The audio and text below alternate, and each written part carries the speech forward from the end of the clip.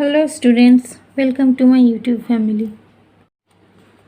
तो देखो, आज हम कोऑर्डिनेशन कंपाउंड चैप्टर का बहुत ही इम्पोर्टेंट सा एक टॉपिक क्रिस्टल फील्ड थ्योरी के बारे में पढ़ेंगे। हम पिछले वीडियो में वीवीटी के बारे में पढ़ा था, तो आज हम क्रिस्टल फील्ड थ्योरी के बारे में जानेंगे। तो देखो, मैंने पहले क्या लिखा है। Crystal field theory was applied mainly to ionic crystals and is therefore called crystal field theory. ये जो क्रिस्टल फील्ड थ्योरी है, ये किसके लिए अप्लाई होता है? Mainly to ionic crystals. जो आयनिक क्रिस्टल्स होते हैं उनमें ही क्रिस्टल फील्ड थ्योरी अप्लाई होते हैं। The important features of the CFT are as follows. Crystal field theory को शॉर्ट में क्या कहा जाता है? CFT। तो कुछ इम्पॉर्टेंट फीचर्स, मतलब क्रिस्टल फील्ड थ्योरी के बारे में कुछ इम्पॉर्टेंट फीचर्स हम जानेंगे। मतलब हम क्रिस्टल फील्ड थ्योरी के बारे में कुछ इम्पोर्टेंट पॉइंट जानेंगे। तो पहला पॉइंट देखो क्या है। CFT regards a complex as a combination of a central metal ion surrounding by other ions और molecules with electrical dipoles, that is ligands. तो देखो, CFT regards a complex as a combination of a central metal ion. तो हमने पढ़ा था कि coordination compound में क्या होता है, एक सेंट्रल मेटल आयन होता है जिसके सराउंडिंग क्या होते हैं? अदर आयन्स और मॉलिक्यूल्स, जिसको क्या कहते हैं? लिगेंड्स। ठीक है। It considers this ligands as point charges. तो इसमें ये कहा गया है कि जो सेंट्रल मेटल आयन होते हैं वो चारों ओर अदर आयन्स और मॉलिक्यूल्स यानी कि लिगेंड्स के द्वारा घिरा होता है। तो तब जो नेगेटिव लिगेंड्स को हम क्या कंसीडर करते हैं? Point charges. न्यूट्रल लिगेंड्स को क्या कहते हैं? Point dipoles. अब चलो नेक्स्ट पॉइंट देख लेते हैं। नेक्स्ट क्या है? देखो नेक्स्ट पॉइंट में क्या कहा गया है। The bonding between metal cation and ligands arises from the electrostatic attraction between the molecules of the metal cation and negative charge or negative pole of the ligand। Simple में क्या कहा गया है, जो सेंट्रल मेटल एटम होते हैं और ion होते हैं और लिगेंड्स के बीच किस तरह का अट्रैक्शन फोर्स काम करता है? Electrostatic attraction force. ठीक है। तो यहाँ पे क्या नेगेटिव चार्ज और नेगेटिव पोल। नेगेटिव चार्ज किसका? नेगेटिव लिगेंड का। और नेगेटिव पोल क्या है? न्यूट्रल लिगेंड का negative pole. Thus the metal ion and the ligands do not mix their orbital or share electrons. That is, it does not consider any overlap. तो यहाँ पे क्या है, क्योंकि इलेक्ट्रोस्टैटिक फोर्स ऑफ अट्रैक्शन काम करता है कैटायन और लिगेंड के बीच, तो यहाँ पे क्या होता है, मेटल आयन और लिगेंड्स के बीच में कोई ओवरलैप या इलेक्ट्रॉन शेयरिंग नहीं होता है। ठीक है। सिर्फ यहाँ पे इलेक्ट्रोस्टैटिक फोर्स ऑफ अट्रैक्शन काम करता है। चलो, तो नेक्स्ट पॉइंट में क्या है। The interaction between the electrons of cation and those of the ligand is entirely repulsive. Electrons of cation मतलब सेंट्रल मेटल आयन और लिगेंड के बीच जो इलेक्ट्रॉन्स में क्या काम करता है? Entirely repulsive. इसके बीच में रिपल्सिव फोर्स काम करता है। These repulsive forces are responsible for causing the splitting of the d orbitals of the metal cation। तो यानी कि मेटल कैटायन और लिगेंड्स के बीच जो इलेक्ट्रॉन्स होते हैं उस इलेक्ट्रॉन्स के बीच क्या काम करता है? रिपल्सिव फोर्स, जिसके वजह से जो मेटल आयन का 5d ऑर्बिटल्स है वो क्या करते हैं? स्प्लिटिंग करते हैं।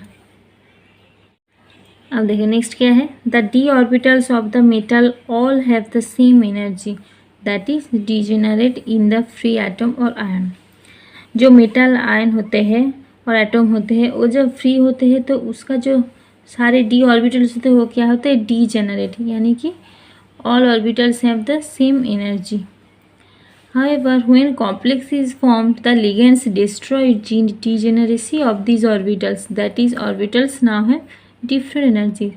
जब वो मेटल आयन किसी लिगेंड्स के साथ मिलकर कॉम्प्लेक्स बनाता है तब उसका जो d ऑर्बिटल्स होते हैं वो क्या करते हैं? अपनी डिजेनरेसी लॉस करते हैं, मतलब वो सेम एनर्जी के नहीं रहते हैं, उसके पास डिफरेंट एनर्जी आ जाते हैं। तो ये हम जब आगे पढ़ेंगे तो आगे बढ़ के हम इसको देखेंगे तो आपको आइडिया बिल्कुल क्लियर हो जाएंगे। अभी शायद आपको कम्प्लीटली समझ में नहीं आए होंगे, लेकिन हम जब आगे बढ़ेंगे तो आपको बिल्कुल समझ में आ जाएंगे। अब देखो, ग्रुपिंग ऑफ 5d ऑर्बिटल्स, जो मेटल आयन का 5d ऑर्बिटल्स होते हैं उसका ग्रुपिंग होते हैं। तो मैंने यहाँ पे जो 5d ऑर्बिटल्स है उसका स्ट्रक्चर ड्रॉ कर लिया है ताकि आपको समझने में आसानी हो। देखो dxy, देखो x यहाँ पे, y यहाँ पे एक्सिस, तो इसके बीच में क्या है dxy, दोनों ऑर्बिटल, ठीक है। तो यहाँ पे देखो पहले क्या है dxy, यानी कि एक्स एक्सिस हो रहा है, एक्सिस के बीच में ऑर्बिटल है। यहाँ पे dyz, y और z एक्सिस के बीच में है। dzx, x और z एक्सिस के बीच में है। और नेक्स्ट देखो dx स्क्वायर वाई स्क्वायर, मतलब x एक्सिस और y एक्सिस के बराबर ये ऑर्बिटल है, और dz स्क्वायर मतलब z एक्सिस के बराबर ये ऑर्बिटल है, ठीक है। तो मैंने यहाँ पे लिखा है, देखो, in the free metal ion the d orbitals are degenerated but not entirely equivalent with respect to distribution in space। मतलब फ्री मेटल आयन में तो d ऑर्बिटल सारे सेम एनर्जी के होते हैं, but not entirely equivalent with respect to distribution in space. लेकिन इसका जो डिस्ट्रीब्यूशन इन स्पेस है या अरेंजमेंट है वो इक्विवेलेंट नहीं होते हैं। तो आप स्ट्रक्चर देख के समझ जाते हैं। देखो ये एक तरह से है और ये दोनों अलग अलग तरह से डिस्ट्रीब्यूटेड है। तो इससे क्या होता है, the set of D orbitals, कौन कौन से ऑर्बिटल्स, dxy, dyz और dxzx, ये जो सारे तीन ऑर्बिटल्स हैं, which have their lobes directed in between the two axes, in between the two axes, मतलब ये जो सारे ऑर्बिटल्स है इसका जो लोब्स है वो बिटवीन द एक्सिस है।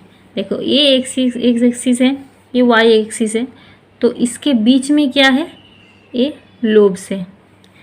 यहाँ पे भी सेम एक्सिस के बीच में लोब्स है। तो ये जो तीन डी ऑर्बिटल्स हैं इसको हम क्या कहते हैं, these are called T2G set. ये तीनों को क्या कहते हैं एक साथ, T2G set. While those having their lobes along the axis, मतलब जिस दोनों का लोब्स एक्सिस के बराबर है उन दोनों को क्या कहते हैं, EG सेट ऑफ ऑर्बिटल, ठीक है। ये है क्रिस्टल फील्ड थ्योरी का बेस।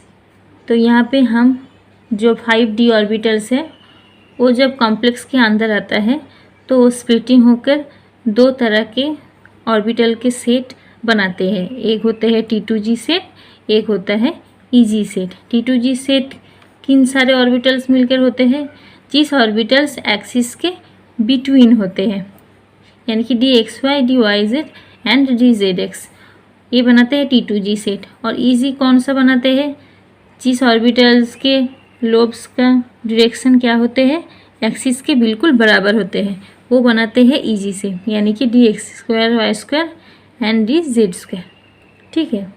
तो देखो बच्चों, क्रिस्टल फील्ड स्प्लिटिंग को देखने से पहले हम ये सारे इम्पोर्टेंट टर्म्स जानेंगे। ये जानने के बाद हम क्रिस्टल फील्ड थ्योरी को अच्छे से समझ पाएंगे। तो पहला इम्पोर्टेंट टर्म्स क्या है, मीन पेयरिंग एनर्जी है P। तो देखो ये मीन पेयरिंग एनर्जी क्या है, mean pairing energy is the energy which is required to pair two electrons against electron electron repulsion in the same orbital. Orbital में जो इलेक्ट्रॉन्स होते हैं, देखो ये अगर ऑर्बिटल है, मान लो कि ये d ऑर्बिटल है, तो देखो ये क्या है, d ऑर्बिटल है। तो यहाँ पे देखो दोनों इलेक्ट्रॉन के बीच क्या होगा, रिपल्सन। तो इस रिपल्सन को ओवरकम करके जब ये दोनों इलेक्ट्रॉन पेयर अप होंगे तो उसी को क्या कहते हैं, जो एनर्जी हमें रिक्वायर होते हैं उस एनर्जी को क्या कहते हैं, mean pairing energy. P is the pairing energy for one electron pair. P को क्या कहते हैं, एक इलेक्ट्रॉन पेयर का पेयरिंग एनर्जी।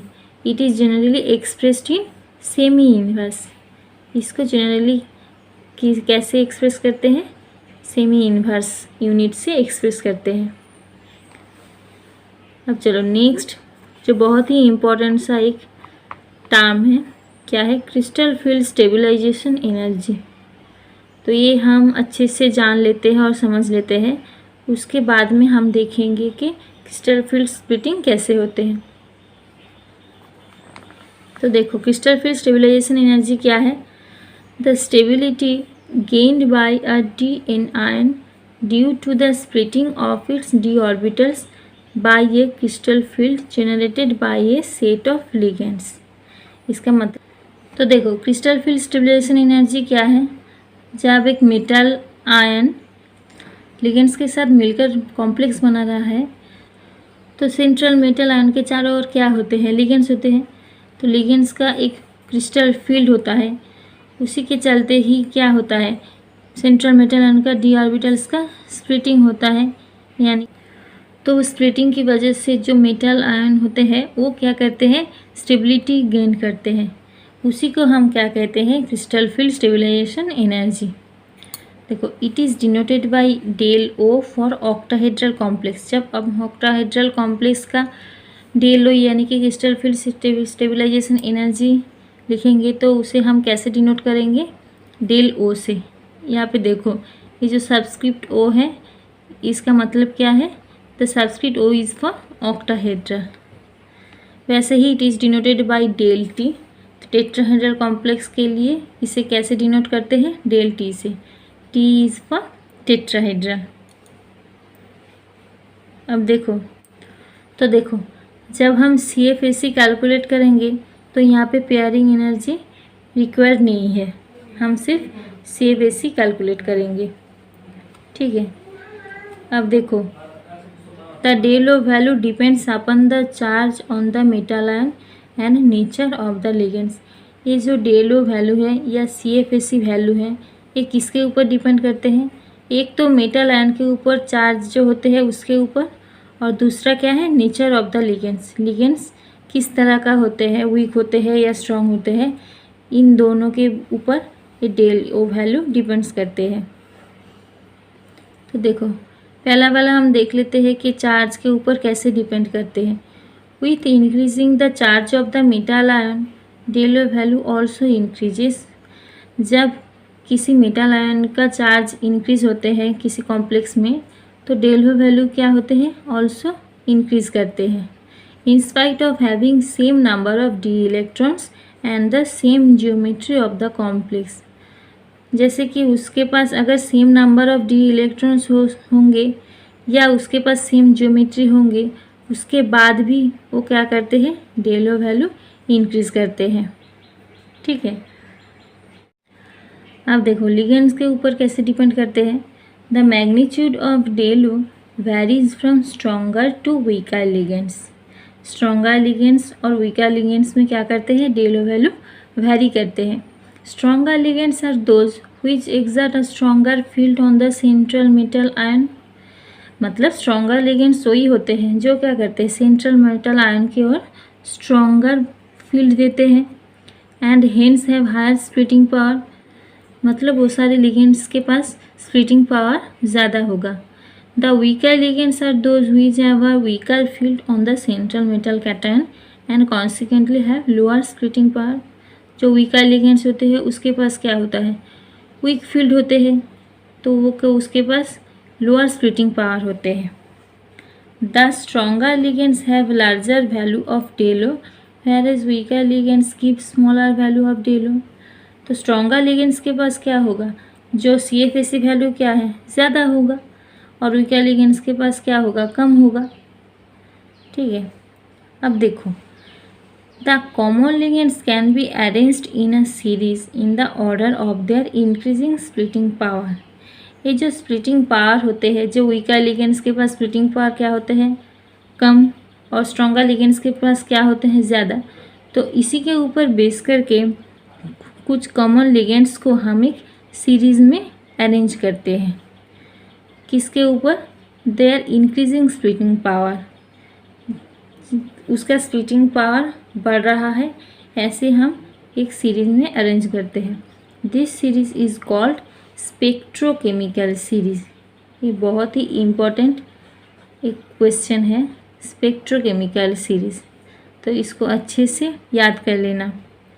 देखो spectrochemical series which is given below. तो स्पेक्ट्रोकेमिकल सीरीज देखो क्या है। देखो पहले क्या है I- यानी कि आयोडाइड आयन। ये क्या है वीकर लिगेंड, इसका स्प्लिटिंग पावर सबसे कम है इस सीरीज़ में। और सबसे ज़्यादा देखो किसका है CO यानी कि कार्बोनिल ग्रुप का स्प्लिटिंग पावर सबसे ज़्यादा है। तो ऐसे ही हम अरेंज करते हैं। देखो I-, फिर उसके बाद क्या आता है ब्रोमाइड, उसके बाद क्या आता है HCN-, फिर Cl-, H2-, F-, OH-, फिर C2O4 2-, H2O, उसके बाद NCS-, EDTA4-, फिर NH3, फिर EN, फिर CN-, फिर CO। तो ये सारे क्या है स्ट्रॉन्ग फील्ड लिगेंड्स है और ये क्या है वीकर फील्ड लिगेंड्स है। ठीक है। तो वाटर क्या है, वाटर एक क्या है न्यूट्रल लिगेंड। तो इसके बाद में जो है वो क्या है स्ट्रॉन्गर फील्ड और इसके नीचे क्या है वीकर फील्ड लिगेंड्स। तो इस सीरीज़ को हम क्या कहते हैं स्पेक्ट्रोकेमिकल सीरीज़। तो ये जो स्पेक्ट्रोकेमिकल सीरीज़ होता है it is an experimentally determined series. ये क्या है एक्सपेरिमेंट से निकाला गया है based on the absorption of light by complexes with different ligands. मतलब जो कॉम्प्लेक्स होता है डिफरेंट लिगेंड्स के साथ लाइट कैसे एब्जॉर्ब करते हैं उसके ऊपर बेस करके ये सीरीज़ डिटरमाइंड किया गया है। तो इस सीरीज़ बहुत ही इम्पोर्टेंट एक क्वेश्चन है, इसको अच्छे से याद कर लेना। ये सीरीज़ एग्ज़ाम में बहुत बार आए हैं। ठीक है। आई होप आपको यहाँ तक कुछ समझ में आए होंगे। अब देखो हम नेक्स्ट वीडियो में देखेंगे कि crystal field splitting octahedral complex में कैसे होते हैं और टेट्राहेड्रल कॉम्प्लेक्स में कैसे होते हैं। तो देखो आज के लिए बस इतना ही आप अच्छे से देख लेना और समझ लेना। तो मिलते हैं नेक्स्ट वीडियो में। Thank you for watching this video.